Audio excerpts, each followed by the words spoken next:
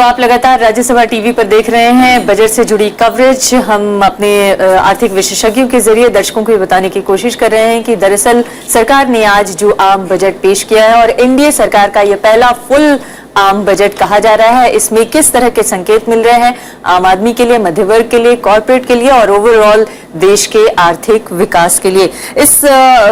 इस वक्त में यानी इस घंटे में हमारे साथ बातचीत करने के लिए सोशल सेक्टर में किस तरह की पहल की गई है सरकार के जरिए, इस पर बातचीत करने के लिए हमारे साथ हैं प्रवीण झा, आप जेएनयू में प्रोफेसर हैं, और हमारे साथ हैं मोहन गुरुस्वामी, आप ऑब्जर्वर में रिसर्च फेलो हैं और वरिष्ठ पत्रकार हैं। हमारे साथ हैं हर्ष मंदर, आप सोशल एक्टिविस्ट हैं, और हमारे साथ हैं बीबी भट्टाचार्य, आप जेएनयू के वाइस चांसलर रह चुके हैं और NIFP के में प्रोफेसर हैं। आप सभी मेहमानों का बहुत बहुत स्वागत है। हमारे साथ हमारे सहयोगी रसिल भी हैं। सबसे पहले हर्ष मंदर जी, क्योंकि आप लोग के रहते हुए यूपीए सरकार में सोशल सेक्टर पे सबसे ज्यादा ध्यान देने की बात कही जाती रही है, यहाँ तक कि दबाव में हो या पूरी मंशा से हो ये कहना बड़ा मुश्किल है, लेकिन सरकारों ने कम से कम सोशल सेक्टर पे ज्यादा ध्यान दिया और ज्यादा खर्च किया और उससे राइट बेस्ड पॉलिसीज जो है वो बनाने में मदद मिली। उस पर अमल कितना किया गया वो हम बाद में बात करेंगे, लेकिन कम से कम सरकार ने उसमें आगे बढ़ने की पहल की। लेकिन आज जब मैं बजट के बारे में देख रही थी, जो यूपीए सरकार के फ्लैगशिप स्कीम्स थे, मनरेगा हो, उसमें 2014-15 में 34,000 का बजट, 34,000 करोड़ का बजट अलॉटमेंट था। इस समय 34,699 करोड़ का। हालांकि सरकार अपनी तरफ से कह रही है हम 5,000 करोड़ रुपए बढ़ाए हैं, लेकिन वो कंडीशन है, हाँ कंडीशनल है। दूसरा, इंदिरा आवास योजना 16,000 करोड़ रुपए 2014-15 में था, इस साल 15-16 के लिए 10,025 करोड़ हो गया है। प्रधानमंत्री ग्रामीण सड़क योजना, इसमें 14,391 करोड़ का पिछला बजट था और इस बार भी 14,291 करोड़ ही रखा गया है। सर्व शिक्षा अभियान में मेजर कटौती हुई है, 28,258 करोड़ पिछले साल का बजट था और इस बार 22,000 करोड़ कर दिया गया है। मिड डे मील में भी मेजर कटौती हुई है, 13,215 करोड़ का पिछले साल का बजट था, इस बार बजट में 8,900 करोड़ रुपए ही मिले हैं। 9,236 हो सकता है हमारे फिगर में थोड़ी कमी हो।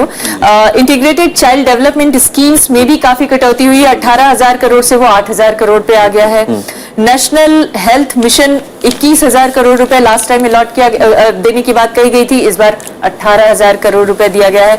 और राजीव गांधी ग्रामीण विद्युतीकरण योजना को बंद कर दिया गया है। ये पिछले यूपीए सरकार के स्कीम्स के बारे में बात कर रहे हैं। अब एनडीए ने जो स्कीम्स अपनी तरफ से जो फ्लैगशिप स्कीम्स लॉन्च किए उसके बारे में बताएं। स्वच्छ भारत के लिए 6,000 करोड़ रुपए देने की बात कही गई है। डिजिटल इंडिया के लिए पहले 500 करोड़ था, अब 2510 करोड़ की बात कही गई है। मेक इन इंडिया के लिए, जिसका इतना ढोल पीटा जा रहा है, उसके लिए 310 करोड़ रुपए। स्किल इंडिया के लिए 1543 करोड़। स्मार्ट सिटी के लिए 6,000 करोड़, पहले से कम कर दिया गया है। स्मार्ट सिटी जिसके बारे में सबसे ज्यादा ढोल पीटा जाता है, उसमें 7,000 करोड़ रुपए पिछली बार देने की बात कही गई थी, इस बार 6,000 करोड़ रुपए हो गया। प्रधानमंत्री कृषि सिंचाई योजना, उसमें पैसे बढ़ाए गए हैं, 1,000 करोड़ से 5300 करोड़ कर दिया गया है।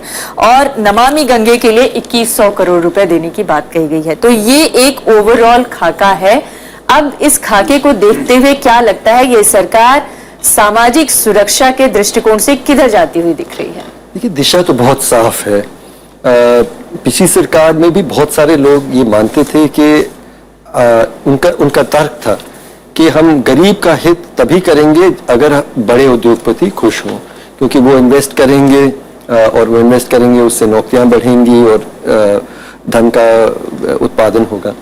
लेकिन उन सालों में हमने अनुभव जो देखा कि जो बहुत हाई इकोनॉमिक ग्रोथ के भी साल थे 2004 से 2010, जहाँ पे पूरे दुनिया में हम लोग दूसरे नंबर में थे, उन सालों में कुल मिला के लगभग 20 लाख नई नौकरियां बनी और उस दौरान लगभग 6 करोड़ लोग नए जुड़े हमारे वर्कफोर्स में। और ये जो लिमिटेड जो नौकरियां 20 लाख जो बनी थी, वो भी इनफॉर्मल सेक्टर, जो कैजुअल सेक्टर वगैरह में है। तो ये एक तरह से हम लोग कम से कम प्रो कॉर्पोरेट है नहीं, एक्चुअली हम लोग प्रो पुअर हैं। ये तर्क तो मुझे लगता है कि बिल्कुल अब साफ होना चाहिए। अगर आप प्रो कॉर्पोरेट हैं तो ये क्लियरली प्रो कॉर्पोरेट बजट है। लेकिन जो सबसे ज्यादा पीड़ा मुझे हो रही है कि कई चीजें हैं जो आपने कटौतियों की बात की, वो कानून के विपरीत हैं। एक राइट टू एजुकेशन एक्ट है। राइट टू एजुकेशन एक्ट एक संवैधानिक अधिकार हर बच्चे का है। उसके लिए हम लोगों को मतलब काफी कुछ एडिशनल एक्सपेंडिचर्स करने हैं उसके, कि हर बच्चे को 1.5 किलोमीटर के अंदर एक अच्छे स्तर का स्कूल मिलना चाहिए। और इस तरह के बच्चे हैं जैसे सड़क पे बच्चे हैं या प्रवासी बच्चे हैं, उनके लिए और ज्यादा रेजिडेंशियल स्कूल्स।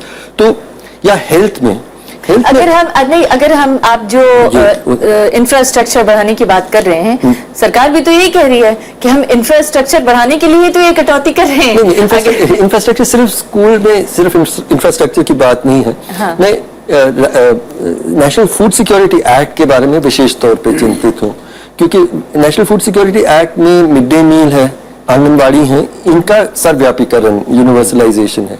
मैटरनिटी बेनिफिट्स हर जो महिला जो गर्भवती हैं उन्हें 6,000 रुपए मिलना है, उसके लिए वो गायब ही हो गया है। मतलब इसमें कहीं उसका उल्लेख भी नहीं है।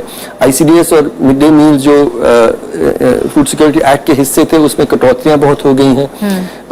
तो मिड डे मील में तो भारी कटौती हुई है, 13,000 करोड़ से अब 8,900, अगर 9,000 करोड़ भी है तो भी कम है। आंगनबाड़ी जो 6 साल से कम उम्र के बच्चों का अमाउंट है वो आप देखेंगे कितना वो कम हुआ है।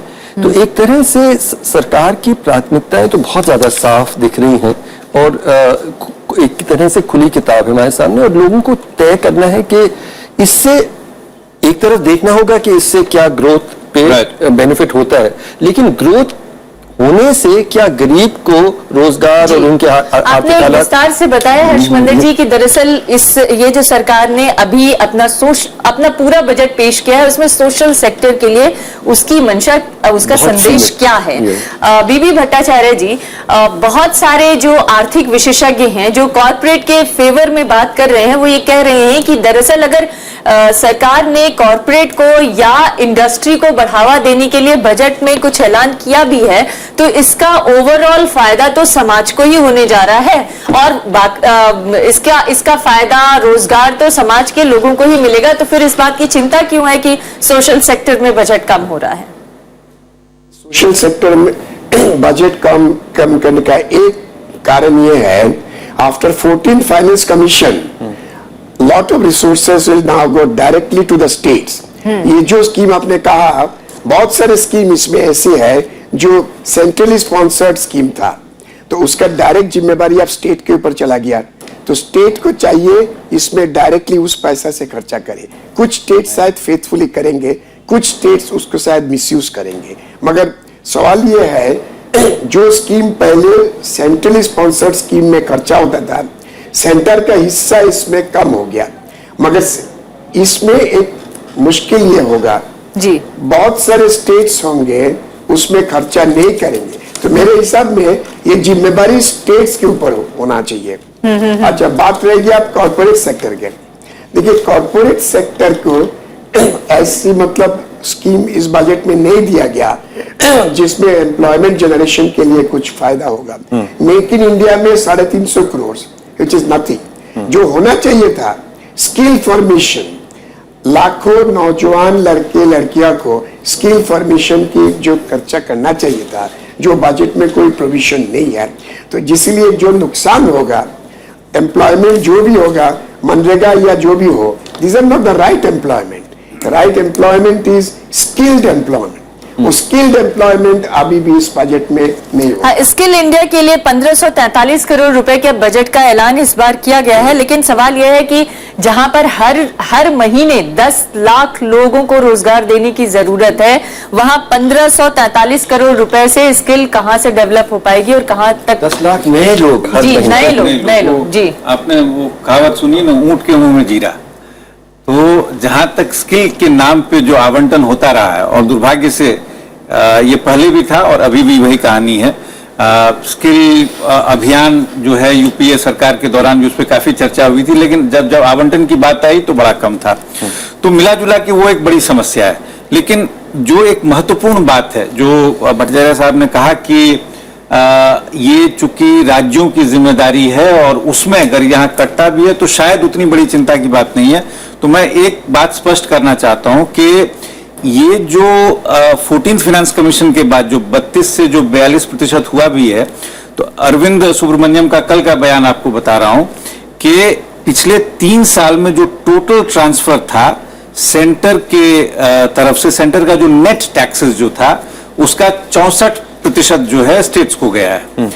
और अगर हम ये मान के चलें कि 14-15 में ये 32 की जगह 42 होता तो वो बता रहे हैं कि ये 64 की बजाय 65% होता। तो फिर तो कोई बढ़ोतरी ही नहीं हुई। तो नंबर 1। नंबर 2, इसके साथ अब जो होगा अगले वर्ष में, चूंकि इस साल से तो ये हो नहीं रहा 14 फाइनेंस कमीशन का ये, तो सीधी सी चीज ये होगी कि बाकी जो कई मद में ट्रांसफर्स होते थे स्टेट्स को वो कटेंगे और कस के कटेंगे।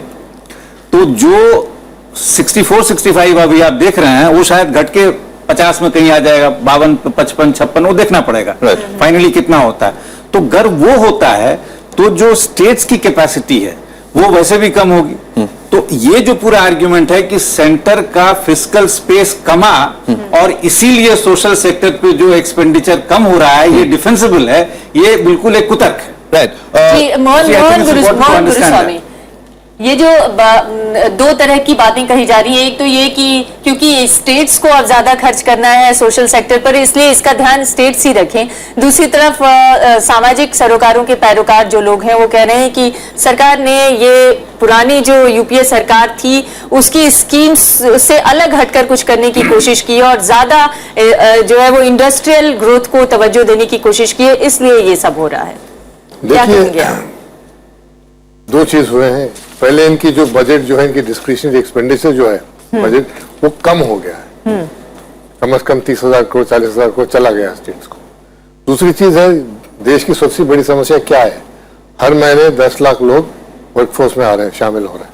तो उनके लिए उद्योग नौकरी का तैयारी करना है, वो कहाँ से आएगा? अब ये जो वर्कफोर्स में आ रहा है, ये ज्यादा लोग शिक्षक हैं, एजुकेटेड हैं, इनको फार्म लेबर की नौकरी नहीं चाहिए, इनको पुराने जो मनरेगा की नौकरी नहीं चाहिए, इनको चाहिए दूसरे किस्म की नौकरी, मॉडर्न सेक्टर में आना चाहते हैं। तो इनके लिए कहाँ से आप अब्जॉर्ब करेंगे? तो इंफ्रास्ट्रक्चर के बिना उद्योग तो आ ही नहीं सकता। तो ये काफी एम्फोसिस तो है इंफ्रास्ट्रक्चर पे, और हम लोग बता सकते हैं कि हर चीज पे ये कमी किए हैं, वो हकीकत की बात है। अब हमारे सामने नजर आ रहा है कि मिड डे मील कट गया है, हेल्थ का बजट कट गया, बट स्टेट्स की ओर पैसा जा रहा है, तो इनके पास से पैसा कहाँ रहेगा? तो जो सेंट्रल गवर्नमेंट की जो रिस्पॉन्सिबिलिटीज है वो भी घटती जा रही है। और हमें ये देखना चाहिए कि स्टेट से क्या, स्टेट कैपिटल में जितना पावर एक्यूमुलेटेड है वो डिस्ट्रिक्ट तक जा रहा है या नहीं, वो अलग बात है। वो स्टेट बजट पे जब हम देखते हैं तो उसे डील करना है। मगर एक दो दिशाएं इन्होंने दिखाया है। एक चीज है वो मुद्रा बैंक लाया है छोटे SME sector, small businessman and self employed लोगों के लिए। दूसरी चीज है मिनी इरिगेशन के लिए उन्होंने पैसा व्यवस्था किया for direct payment to small farmers. ये सब क्या है? ये तो नई योजनाएं हैं। और तीसरी चीज है, सबसे बड़ी चीज है जो अनलॉक करेंगे कैपिटल इसमें से, आपकी पोर्ट ट्रस्ट पे देखिए, लाखों करोड़ों रुपए वहां पे फंसा हुआ है। लैंड्स है पोर्ट्स में, वैल्यूएबल लैंड्स है, बिल्डिंग्स है। बॉम्बे पोर्ट ट्रस्ट के बॉम्बे, साउथ बॉम्बे में उनका कम से कम 3,000 एकड़ जमीन है। उसको अनलॉक करेंगे, पोर्ट ट्रस्ट को कॉर्पोरेटाइज करेंगे, तो उसमें सब पैसा आएगा इंफ्रास्ट्रक्चर के लिए भी। दूसरी चीज है गोल्ड बॉन्ड जो लाया है, ये एक बड़ी डेवलपमेंट है। इसको अनलॉक करेंगे आप पैसा को, तो मतलब आप ये कह रहे हैं कि सामाजिक क्षेत्र को रोजगार चाहिए और रोजगार के लिए जो सरकार इंडस्ट्री को बढ़ावा देने की कोशिश कर रही है वो एक सही दिशा। रिस्पॉन्सिबिलिटी जो है मूव हो रहा है, स्टेट्स की ओर जा रहा है। ये इसको भी सोचना चाहिए कि अगर इनकी बजट, मतलब आप दोनों तरफ से चाहते हैं कि या ये भी क्रेडिट दिया जाए कि सोशल सेक्टर को, रोजगार को बढ़ावा देने के लिए इंडस्ट्री को बढ़ावा देने की कोशिश की गई है, ये भी ठीक है। और दूसरी बात आप कह रहे हैं कि बाकी जिम्मेदारियां सोशल सेक्टर वाली तो सब स्टेट्स की हैं, तो दोनों तरफ से कोई मतलब स्टेट्स की ओर जा रहा है, पैसा तो चला जा रहा है उधर, तो कैसे एक्सपेक्ट करेंगे? जता रहा था, मैंने आंकड़े दिए और ये अरविंद सुब्रमण्यम के आंकड़े हैं, मेरे आंकड़े नहीं है कि जो नेट ट्रांसफर है अगर आप उसको देखें तो ये 14 फाइनेंस कमीशन के आवंटन के बावजूद उसमें कोई बढ़ोतरी नहीं है। तो अगर वो है तो फिजिकल स्पेस में कहाँ परिवर्तन आया? और दूसरी असहमति है कि हाई ग्रोथ से रोजगार उत्पादन नहीं हुए, नहीं होता है। दोनों तर्क बताया इन्होंने, दोनों तर्क नहीं। इसका अनुभव नहीं है। यतीश राजावत, क्या आपको लगता है कि हायर ग्रोथ से रोजगार में बढ़ोतरी होगी, जिस तरह की उम्मीद जताई जा रही है सरकार की तरफ से, क्योंकि पुराने अनुभव इस तरफ इशारा नहीं करते हैं? नहीं, देखिए, दो चीजें हैं। रोजगार आपके हिसाब से कहाँ इकट्ठा होगा? पहली चीज वो इकट्ठा होगा कॉर्पोरेट सेक्टर में। कॉर्पोरेट सेक्टर में लार्जेस्ट एम्प्लॉयमेंट कहाँ जनरेट होता है? मैन्युफैक्चरिंग में। सर्विसेज में आप देखें, जो अभी जो ड्राइवर था सर्विसेज में, वो सॉफ्टवेयर सेक्टर था। सॉफ्टवेयर सेक्टर ने अभी अनाउंस किया है कि वो इस साल 35,000 40,000 कम नौकरियां देगा। तो ये विडंबना बाहर के सेक्टर्स में है। अब इसको बजट कैसे रिमूव कर सकता है? ये कोई जादू की छड़ी नहीं है बजट की। बजट प्राइवेट सेक्टर में एम्प्लॉय बेस बढ़ा दे। इंफ्रास्ट्रक्चर जॉब जनरेटर डायरेक्ट नहीं है, बट उसके स्पिल ओवर इफेक्ट्स होते हैं जो फिर अगेन प्राइवेट सेक्टर के पास पहुंच जाता है कि इंफ्रास्ट्रक्चर में प्रोजेक्ट लगता है, प्रोजेक्ट के बाद रोड पे लोग थोड़ा काम करते हैं, रोड पे तो काम हुआ खत्म हुआ, लेकिन रोड अगर इंडस्ट्री को पनपने में मदद करती है तो फिर जॉब जनरेट होता है। स्किल्स में पैसा देना या सरकार को या स्टेट को किसी चीज के लिए पैसा देना जॉब नहीं दे रहा वो। आप ये डिफरेंस समझिए इन चीजों को।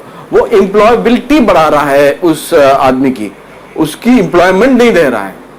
एम्प्लॉयबिलिटी बढ़ाने के लिए तो स्किल डेवलपमेंट के प्रोग्राम शुरू किए जाने चाहिए। सरकार बार बार स्किल इंडिया की बात करती है, लेकिन जो बजट दिया गया है वो 1543 करोड़ का बजट दिया गया है। अगर हर महीने 10 लाख नए रोजगार पैदा करने हैं तो स्किल डेवलपमेंट के लिए सिर्फ 1543 करोड़ रुपए में क्या होगा? ये और सिर्फ स्किल्स की बात नहीं है। हाँ। अगर मेरा ये मानना है कि हम लोग अपने आर्थिक विकास की पूरी परिकल्पना एक बहुत नैरो बेस पे एक कर रहे हैं, क्योंकि अगर ये 20 लाख लोग या 10 लाख लोग हर महीने जो आ रहे हैं, अगर हर दूसरा बच्चा कुपोषित है, हमारे लगभग 7% लोग ही कॉलेज जा पा रहे हैं और लड़कियों को देखा जाए तो सिर्फ 4%, तो किसको नौकरियां मिलने की संभावना है? अगर शिक्षा स्वास्थ्य की व्यवस्था ठीक नहीं है, तो मेरा ये मानना है कि आर्थिक विकास को ही जारी रखने के लिए बहुत जरूरी है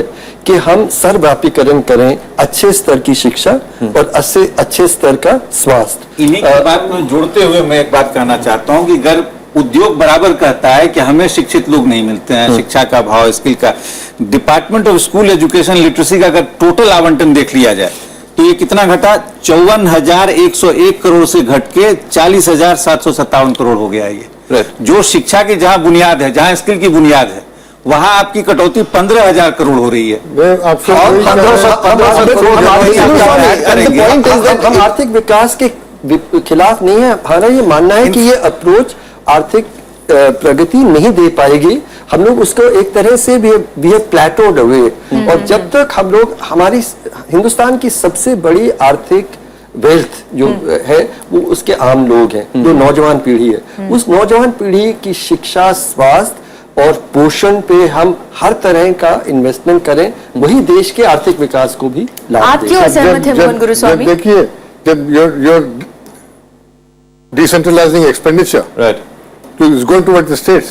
So states will have to spend. You can't say compare it with last year and say it's reduced. Does that explain the fact that most of the ministries have their budgets have been halved almost, like women and child development? I'm not holding a brief for the government. But that is the reality. I mean, we're all economists. Let's look at the numbers. argument about fiscal space as per the government's own stats is simply wrong. लेकिन और ये भी देखिए कि cess भी बढ़ा दिया है, यहाँ तक कि जो सेकेंडरी एजुकेशन और हायर एजुकेशन के लिए भी अब सेस लगाने की बात कही जा रही है। और दूसरी तरफ जो मौजूदा शिक्षा का बजट है उसे घटाया जा रहा है। तो ये और ये केंद्रीय कोशिश नहीं कर रहे। अगर सेस बढ़ा रहे हैं, हाँ? तो ज्यादा पैसा स्टेट्स को जा रहा है, वो भी सोचिए आप।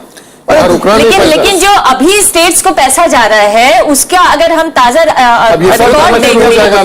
रिकॉर्ड देख लें तो स्टेट्स उस तरह से उसमें अब तक ध्यान नहीं दे पा रहे हैं, तो उसके अमल को कौन सुनिश्चित करेगा? अगर स्टेट नहीं अब तक कर रहे हैं तो अब कैसे होगा? आप चाहते हैं कि ये सेंट्रलाइज सिस्टम चले? नहीं, मैं कह रहा हूं कि ये सेंट्रल लॉज हैं। कुछ हमने कॉन्स्टिट्यूशनल ड्यूटी, सेंटर ने एक सेंट्रल लॉ पास किया है कि हर बच्चे को अच्छे स्तर की शिक्षा मिले, हर व्यक्ति को पोषण पूरा मिले, ये केंद्रीय सरकार द्वारा पारित कानून है।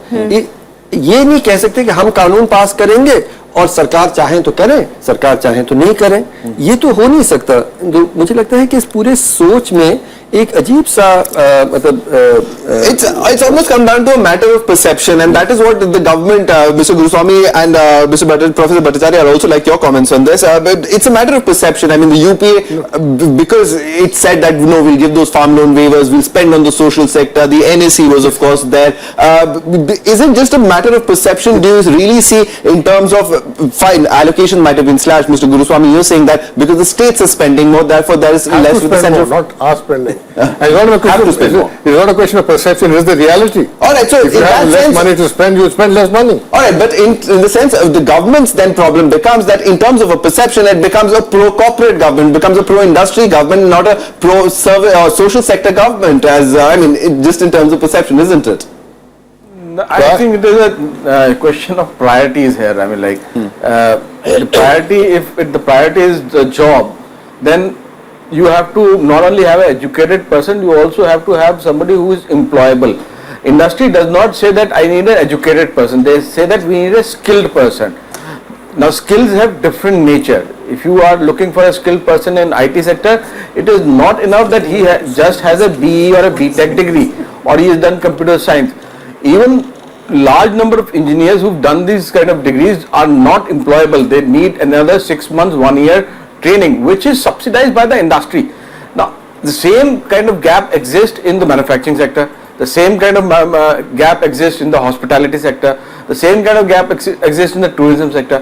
We have never focused on the skill part of employability. So, I mean, the argument that less money is going to the education sector, therefore jobs will not, people will not get jobs, is, you know, has to be nuanced with that whether you are creating a let's not send employable people to school individual and or just you are skill creating them? educated individual. Are we really saying let's not send people to school and college and let us just skill them? So let's look at how Germany does it. Germany Foundation says that of decent education, I think.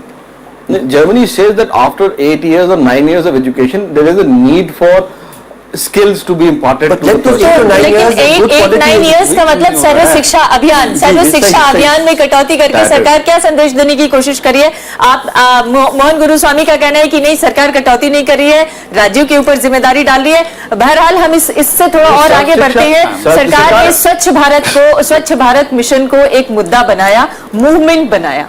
आज जो budget allot हुआ है, budgetary cut हो गया है drinking water and sanitation में, और drinking water and sanitation का जो 2014-15 का बजट था 15,266 करोड़ रुपए का, वो आज 6,243 करोड़ रुपए का हो गया है। स्वच्छ भारत मिशन के लिए हालांकि सरकार की तरफ से अलग से 6,000 करोड़ रुपए रखा गया है, लेकिन ड्रिंकिंग वाटर एंड सैनिटेशन में पैसे घटा दिए गए। ये क्या संकेत हैं बीबी भट्टाचार्य जी? क्या ये सोसाइटी को आगे बढ़ाने की दिशा में, स्वास्थ्य की दिशा में एक बेहतर कदम कहा जा सकता है? और ये जो स्वच्छ भारत के लिए पैसे हैं, ये 2% सेस के जरिए भी आएंगे। सबसे पहले मैं ये कहना चाहता हूँ, ये pro reach, pro poor, pro corporate, pro industry, ये सब पॉलिटिकल स्लोगन है। इकोनॉमिक्स बजट में इसका कोई संबंध नहीं है। प्रो पुअर बजट हमेशा देखा जाता है प्रो रीच बन जाता है। जो होना चाहिए ग्रोथ विद एम्प्लॉयमेंट जनरेशन, अब स्ट्रेस देना चाहिए एम्प्लॉयमेंट जनरेशन के लिए education, skill formation, growth, infrastructure, capital saving. Budget में जो इस तरह से चीज होगा वही लॉन्ग टर्म डेवलपमेंट बजट होगा। अब सवाल ये है, आपका बिल्कुल कहना ठीक है, सेंटर ने अपना सोशल रिस्पॉन्सिबिलिटी मैं मानता हूँ education, skill formation, health care, nutrition, ये बिल्कुल होना चाहिए था। जो मुश्किल होगा इस बार मुझे लग रहा है, 14 फाइनेंस कमीशन ने ज्यादा फंड स्टेट को दे दिया है। अब स्टेट में कुछ स्टेट प्रोग्रेसिव स्टेट्स है, केरल जैसे, वो सोशल सेक्टर पे ज्यादा स्पेंड करेंगे। कुछ स्टेट है ये पैसा लेके किसानों को लोन मुफ्त में बांटेंगे, कहेंगे ये प्रो किसान है, इस तरह से बजट बनाएंगे। तो असली में जो प्रॉब्लम होगा फेडरल स्ट्रक्चर में थोड़ा गड़बड़ हो जाएगा। Very important point sir. So होना चाहिए सेंटर को सोचना चाहिए था रिस्पॉन्सिबिलिटी जो पॉइंट है। हाँ, आपने जब right to education bill pass किया, centre has a responsibility to implement right to education. Welfare state की जिम्मेदारी क्या है? वेलफेयर स्टेट की जिम्मेदारी है कि अगर किसी स्कीम को उसने राइट बेस्ड स्कीम के तौर पे लॉन्च किया है तो उसके अमल की पूरी जिम्मेदारी भी उठानी चाहिए। अगर राज्य सरकारें सर्व शिक्षा के नाम पे पैसा लें और उसको अपने वोट बैंक की तरफ ध्यान बटाने के लिए उधर साइफन ऑफ कर दें या उधर बांटने लग जाए तो फिर ये किसकी जिम्मेदारी होगी कि बच्चों की शिक्षा सुनिश्चित की जाए? हमारी संविधान कभी भी प्योर फेडरेशन हमें नहीं, we have a union of states और सेंट्रल गवर्नमेंट की एक जिम्मेदारी है जिससे वो पीछे हट नहीं सकती है। और दूसरी बात मुझे लगता है कि हम लोग क्यों मान रहे हैं कि एक फिक्स्ड पॉट ऑफ रेवेन्यू है तो आपने इधर दे दिया तो इधर कम करना पड़ेगा। जो आई थिंक जो in English we say the elephant in the room is why do we have such a low tax to GDP ratio, why are we not willing to tax the rich? क्योंकि जब wealth tax तो हटा दिया है, inheritance tax की बात, ये अगर हम लोग जो हिंदुस्तान की टैक्स टू जीडीपी रेशियो 14% है, it's one of the lowest in the world developing countries के भी कंपैरिजन में। अमेरिका को ही कंपेयर करें तो हम लोग कम से कम 10% और हमें बढ़ाना होगा हमारा टैक्स टू जीडीपी रेशियो। तो मुझे लगता है कि हम लोग ये कहानी के इधर से दिया तो अब ये कम करना पड़ेगा, ये कहानी भी गलत है। We have to also think कि हम लोग टैक्स अमीर को टैक्स क्यों नहीं कर पा रहे हैं for the sake of providing to the और पुअर। दूसरी बात जो मैं what I want to add to what has been said just now very quickly that you know social sector spending is as important as infrastructure. Absolutely. And you must not think of these as trade offs. The day you do it you have lost the game. All right, Mohan Goswami, final word. I think the biggest problem with all this is that the government has lost its ability and competence to deliver any programs. That's because the government is so centralized in this country. Out of every 10 employees, 9 employees are employed by the central and state governments. Only 1 is there in the local government. So whatever schemes they have, all this money they have is stolen. So the big problem is how to get people government employees off this habit of stealing. So you're finding ways to circumvent them. The decentralization is the answer. Moving towards the states and from the states now making them move to the districts. That is the answer. Now, we have been rejecting this all these years and it's time to accept this. And I think this government has made one tentative step toward moving to the states. If you start jumping on them immediately, even that will be pulled out. Then we have to see that from the states the money goes to the districts. And this is where activism should come in. Unless you decentralize, you can't deliver services. लेकिन कम से कम right को सुनिश्चित कराना भी सरकार की जिम्मेदारी है। एक और बेहद महत्वपूर्ण सोशल सेक्टर का अंग है महिला और बाल विकास। उसमें भी सरकार ने बजट घटाकर 21,193 करोड़ से अब 10,382 करोड़ रुपए कर दिया। 60% लीकेज होता था और ये आंकड़े आ रहे हैं तो क्या करेंगे? जितना और सरकारी मुलाजिम को देते रहेंगे पैसा खाने के लिए। तो उस भ्रष्टाचार को रोकने की जिम्मेदारी भी तो सरकार की है, उसके पास पूरा तंत्र है उस भ्रष्टाचार को रोके। इसका मतलब ये तो नहीं है कि पैसे और बजट कम कर दिए डिफेंस परचेजेस में गड़बड़ होता है, भ्रष्टाचार होते हैं तो हमने डिफेंस परचेजेस तो नहीं बंद किए।